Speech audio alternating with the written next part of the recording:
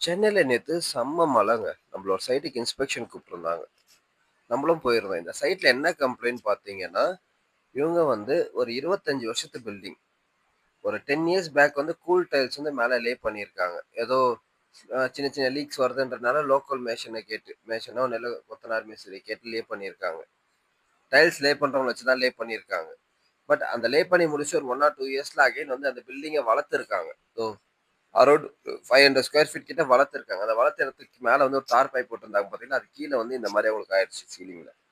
So அவங்க அந்த தார் பைப் போட்டு வராதுன்னு நெனச்சுட்டாங்க. அப்படிலாம் கிடையாது. லீக்ன்றது எங்கேருந்து வேணா லீக் வந்து நமக்கு வந்து கான்கிரீட்ல பெனிட்ரேட் ஆயி வரலாம். பட் அந்த இடத்துல நமக்கு ஓப்பனா இருக்கனால நமக்கு இதுக்கு மேல தான் லீக் இருக்குன்னு நெனைக்கிறது ஃபர்ஸ்ட் தப்பான விஷயம்.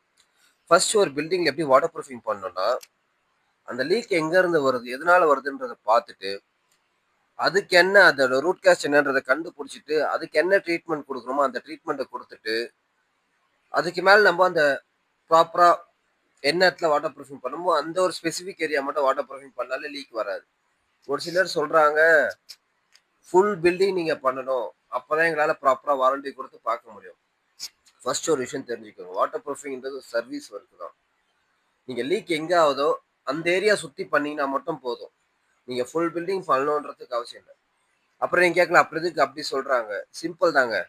உங்களுக்கு லீக் வந்து பார்த்தீங்கன்னா, இந்த ஒரு 1500 ஸ்கொயர் ஃபீட்ல ஒரு 300 ஸ்கொயர் ஃபீட் ஏரியா தான் உங்களுக்கு லீக்கே ஆகுது. அந்த ஏரியாக்கு பதிலா அவங்க என்ன பண்ணுவாங்கன்னா, ஃபுல் ஏரியாவுக்கு வாட்டர் ப்ரூஃபிங் பண்றேன்ற பேர்ல பண்ணிட்டு, அந்த 300 ஸ்கொயர் ஃபீட்டுக்கு அப்ராக்ஸிமேட்டா ரூ. 30,000 ஆகுதுன்னு வச்சுக்கோங்களேன். உங்களுக்கு ஃபுல் ஏரியா 1500 ஸ்கொயர் ஃபீட்டுக்கும் பண்ணீங்கன்னா, உங்களுக்கு ரூ. 1,50,000 ஆகும். ஸோ உங்களுக்கு புரிஞ்சிருக்கும். ப்ராஃபிட் பேஸ் எப்படின்னு. 30 ஸ்கொயர் ஃபீட்டுக்கு சாரி 300 ஸ்கொயர் ஃபீட்டுக்கு பண்ணாலும், அவங்களோட work nature of the work சேமா தான் இருக்கும். 1500 ஸ்கொயர் ஃபீட்டுக்கு பண்ணாலும் அவங்களோட நேச்சர் ஆஃப் த ஒர்க் சேமா தான் இருக்கும்.